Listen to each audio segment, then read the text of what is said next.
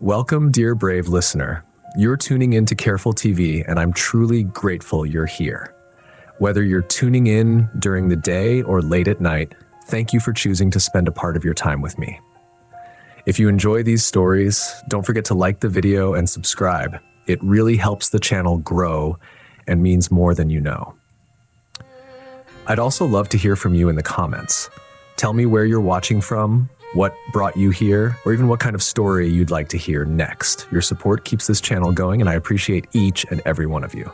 Now, let's get into today's horror story. It was just after Thanksgiving when my mom took me and my little sister to the Popeyes off Buckner Boulevard in Dallas. I remember the chill in the air and the way the wind felt sharper than usual. My mom always said that Dallas had wet cold, the kind that seeps into your sleeves and makes your knuckles feel tight, even if it's not technically freezing outside. We've been running errands all morning. First, we picked up my aunt from the Greyhound station. She always traveled with two huge duffels and this fold-up cane she barely used. She liked to act like she didn't need help, even though we all knew her knees were giving her hell. After we dropped her off at her apartment, we swung by Walgreens to grab a prescription and then stopped at some clothing store I barely remember, so my mom could return a jacket that looked better on the hanger. All I knew was that I was starting. It had been hours since breakfast, and I hadn't even gotten a snack in the car. So when we finally pulled into the Popeyes, I perked up. Just seeing the orange and white sign made my stomach growl. It wasn't a big Popeyes. Just one of those standalone squished between a 24-hour laundromat and one of those sketchy payday loan places with appealing signs and bulletproof windows. I remember how the sun hit the windows at a weird angle, making it hard to see inside until we pushed the door open. There were many people there. A couple guys waiting by the soda machine for their takeout, a woman on the phone near the restrooms pacing in small circles, and some older guy reading a folded-up newspaper at a corner table. That was about it. My mom told me to go grab us a seat while she ordered. I remember walking straight to a booth near the front windows. Those long orange booths that always felt sticky, even when freshly wiped.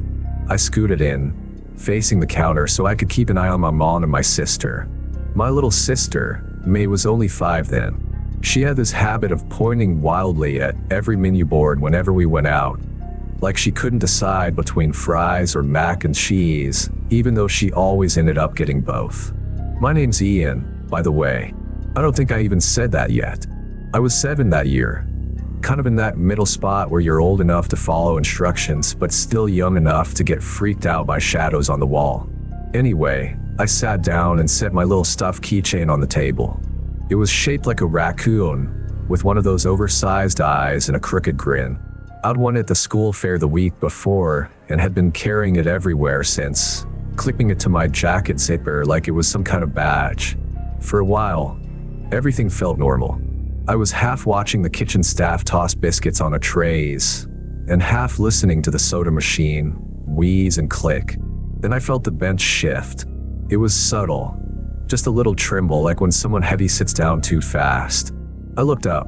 An older man had slid into the seat across from me, balding, with tufts of white hair on the sides of his head and a rough beard that looked like it hadn't been trimmed in weeks. He wore one of those green military-style jackets with the elbows worn thin and a missing button near the collar. The weirdest thing, though, was the smell. Not bad exactly, but old, like musty closets and rubbing alcohol. Beside him stood a boy, maybe 11 or 12. Taller than me, but skinny, with that kind of posture that makes a person look like they're trying to shrink themselves. He had messy dark hair and a long-sleeved shirt with sleeves that looked too short for his arms. He didn't sit right away, just hovered beside the booth, eyes downcast, fists clenched at his sides. Eventually, the boy sat too, sliding in beside the old man without a sound. Neither of them said anything. I remember blinking a couple times, tried to process it. I mean, there were plenty of empty booths around us. It wasn't like they had to sit there. And this wasn't like a cafeteria or a picnic table where you expect to share. This was a 4-person booth, clearly already taken. But they didn't look confused. They looked like they knew exactly where they were sitting.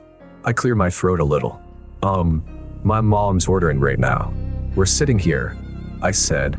The old man looked at me. Not directly. His eyes drifted a little to the side, but it was enough. He smiled. Not a warm, friendly kind of smile. It was the sort of expression you might see on someone watching a video they don't understand but pretend to enjoy. There was no kindness in it. Just performance. The boy didn't look up. His hands had disappeared under the table. I sat still for a few seconds, unsure. Then I picked up my keychain and slid out of the booth, moving to the next one behind me. I figured maybe they'd realize they made a mistake and go back to wherever they'd come from. No. A few seconds later, the bench creaked again. I turned. There they were. Same two people, sitting across from me again, like it was nothing. The man's smile hadn't changed. The boy still hadn't looked at me. Something about it all. It didn't feel like confusion anymore. It felt deliberate. I remember my palms getting sweaty, even though the air was cool. I didn't want to cry. I wasn't scared like you're during a thunderstorm or a scary movie. It was a slower kind of fear, the kind that seeps into your bones and makes you feel like something's wrong, even if you can't explain why. I moved again, this time to a booth further down the row, closer to the soda fountain, where I could still see the counter. My mom was still up there, having some kind of mild standoff with the cashier over whether her combo came with a drink. May was spinning in circles beside her, singing the alphabet under her breath. I slid into the third booth and stared hard at the counter, willing my mom to look my way. I didn't even hear the bench this time. I just felt their presence. And when I turned, they were there again. I didn't sit. I stood halfway in the booth, one foot still on the tile floor, staring at them. The old man tilted his head slightly, like he was waiting for something. The boy. God, I'll never forget how the boy looked. Not at me. Never directly. He just sat there like a mannequin. His eyes didn't move. His shoulders didn't shift. His stillness scared me more than anything else. I wanted to yell, but my voice wouldn't come out. That's when my mom finally turned around. Her face changed instantly. I remember it so clearly. Her eyebrows drawing tight, her jaw tensing like she was about to say something, but hadn't decided what yet. She handed the tray to May and started toward me. Her sneakers squeaked on the floor as she walked. The moment the old man saw her, he stood up, smooth and casual, like nothing was out of the ordinary. The boy followed. Same motion. No words. No rush. They walked toward the side door and pushed it open, disappearing into the cold outside air. My mom reached me seconds later. Who were they? She asked. I just shrugged. I don't know. They kept sitting with me. Did they talk to you? No. Did they touch you? I shook my head. No. She stared at the door for a second longer, then sat down beside me. She pulled me close and held my hand across the table, her thumb brushing over the back of mine, slow and steady. It was something she only did when I was sick or scared. We ate our food quietly. I couldn't even taste it. Every few minutes, my mom would glance toward the door. Her shoulders were still tense. May, blissfully unaware, just hummed and dipped her fries in barbecue sauce like it was any other day. When we got back to the car, my mom locked the doors as soon as we were all inside. That wasn't normal for her. Even at night, she usually waited until we were pulling out of the lot. She looked at me in the rearview mirror and asked if I was okay again. I nodded, but I don't think either of us really believed it. She didn't bring it up again after that. Not once. But I thought about it. A lot. That night, I lay in bed holding my keychain tight in my fist. I kept picturing that boy. The way he moved like someone else was controlling him. The way his eyes never met mine. I kept wondering if he wanted to say something, or if he couldn't. I'm 19 now, still alive in Dallas. Still past that Popeyes sometimes when I'm out delivering groceries. It's been renovated a bit. New sign, different door. But I remember exactly which booth it was. Sometimes I think about what might have happened if my mom hadn't turned around when she did.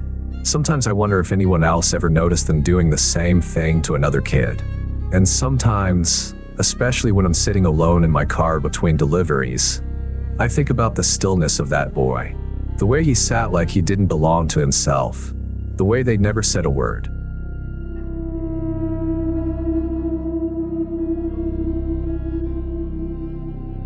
On August 13th, just after 10 p.m., my cousin Jayla stepped out of her apartment in Kansas City and was never seen again. She told her roommate she was heading to the gas station down the street to grab bottled water and maybe a can of beer.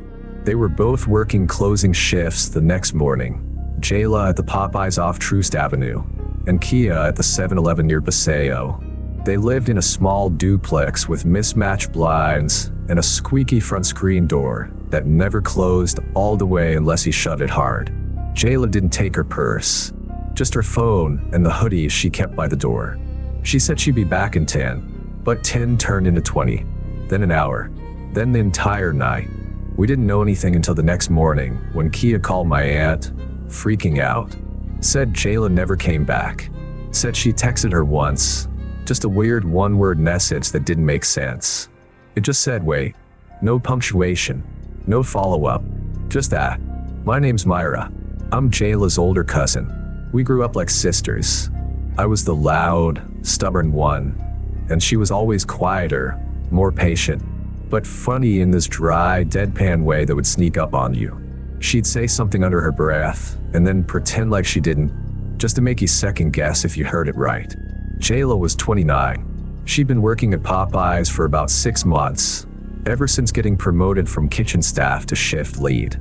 She used to joke that she'd finally unlocked the secret sauce to middle management. It was the first job in a while that seemed to make her feel grounded.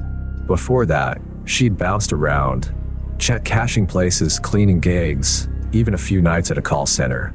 But something about that Popeyes made her proud. She liked being in charge, liked the younger staff coming to her for help. She said it felt like she was actually building something. She'd also finally moved out of her mom's place back in Independence. The duplex was small but hers. Well, hers and Kia's. And she loved it. She'd just ordered a cheap dining table off Facebook Marketplace and was so excited about having friends over for board game nights. We only found out about the text she received before leaving because I logged into her account. She and I shared the same lock screen code. She never changed it, even when I told her she should. The message came through at 9:47 p.m. from a number not saved in her phone. Just a name. Hey. The message was short. Just said, out front, bring just you. I stared at that for what felt like hours. It wasn't like her to meet people late at night. She'd always been cautious. The kind of girl who checked behind her before unlocking the car door. Who walked with her keys between her fingers like a weapon. Who sent her location every time she got in a lift, even during the day. But she went. She walked out the door at 10:03 p.m. and didn't come back. The cops didn't seem alarmed at first. Adult women go missing all the time, they said. Sometimes people just need space. But that didn't sit right with any of us. Jayla wasn't the type to just disappear. She texted me every day, even if it was just a meme or a picture of her lunch. She called my aunt every Sunday night. She was halfway through paying off a new phone. She had a job she liked, a roommate she trusted, and plans for next month's rent already written out in a notebook. She had 2 unopened Amazon packages on her doorstep when Kia woke up and realized she was gone. The police did eventually take it seriously, but not until nearly 2 days had passed. That's when they found her car, her 2006 silver Corolla, abandoned in an alley behind a hardware store 4 miles from her house. It was locked. Nothing looked broken or forced, but the plates had been swapped out. Someone had physically unscrewed her license plates and replaced them with stolen ones. That's when they started listening. They pulled surveillance from nearby stores, but the only camera that caught anything was too grainy to make out the figure that got out of the car and walked off. The timestamp showed it had been parked there just after midnight the same night she disappeared. Her phone had gone dark at 10:29 p.m. Right after that, wait text. I remember sitting in her room that weekend, going through her drawers for anything that might help. My aunt was crying on the phone in the kitchen. Kia sat on the floor, knees pulled to her chest, staring at Jayla's laundry basket like it might move. There was a bag of unopened Popeyes uniforms in the corner. Extras she'd order for the new higher orientation she was supposed to lead on Monday. A half-used notebook full of shift schedules and her handwritten training notes. She took the job seriously. More seriously than most people expected. I keep thinking about that text. Up front. Bring just to you. Who was A? Why that night?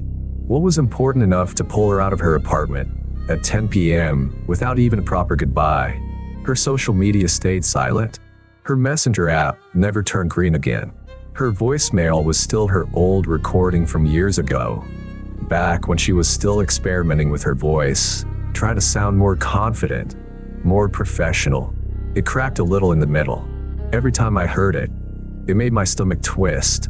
Some people online speculated that she'd been catfished, that someone had pretended to be a friend. Others said maybe she was meeting someone she didn't want Kia or the rest of us to know about. Maybe an old hookup. Maybe something more complicated. A few tried to say she ran off to start over, but that didn't make any sense. Jayla had just put down a deposit for a new mattress. She'd finally gotten approved for a credit card. She was planning for the future. We never heard from her again. There was one tip though. A girl from another Popeyes, different location across town, came forward and said someone had asked about Jayla a week before she disappeared. Said a man came into the store, not to order food, but to ask questions. Wanted to know what car Jayla drove, what day she worked. Claimed he was her cousin, but none of the details lined up. The girl said he gave her a weird vibe. Said she thought about telling her manager, but didn't want to stir up drama. She told the cops when she saw Jayla's photo on the missing posters. They didn't find him. The number that texted her, burner phone, bought at a corner store in Overland Park, and deactivated less than an hour after Jayla vanished.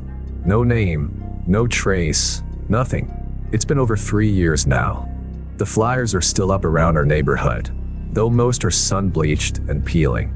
My aunt replaced a few herself just last week. There's a Facebook group still posting tips, theories, false leads. But the police haven't shared anything new in over a year. Jayla's Popeyes replaced her after 3 weeks. Her name tag is probably sitting in a drawer somewhere. Her last paycheck was mailed to her mall. I remember opening it, staring at the small amount, just under $300, and thinking how absurd it was that someone could be gone, just gone. And the only thing left behind was a direct deposit stud. I think about her all the time, not just when I'm near Truist, not just when I hear her favorite song, but in little things. Like when I see someone in line at a Popeyes, holding their phone in one hand and a keychain in the other. When I hear the fryers hiss or smell the Cajun rice. When I get a text late at night from a number I don't know. I think about her walking out that door, hoodie zipped, hair tied back, maybe checking her reflection in the screen as it slammed behind her. She said she'd be back in 10, and she never was.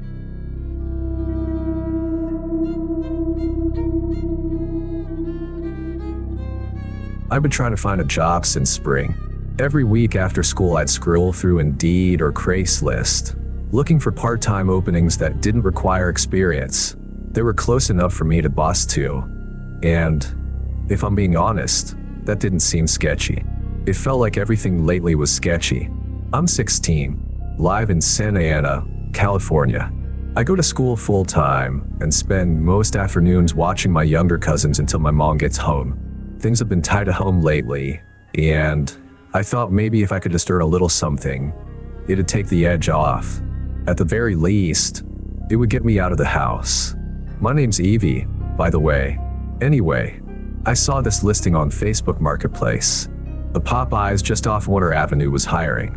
I clicked on it mostly out of boredom, but it didn't sound terrible. Entry-level, flexible schedule, fast food pay, but whatever. It was close to school, and I could walk there in under 20 minutes.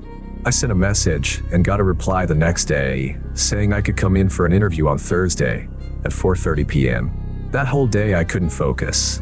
My stomach was tight, and I kept biting the skin on the sides of my thumbs.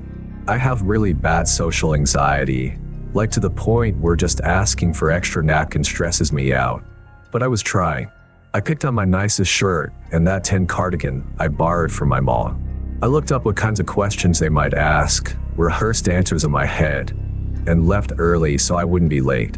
I got there about 5 minutes before my interview time. The place was in one of those rundown strips next to a vape shop and a check cashing place.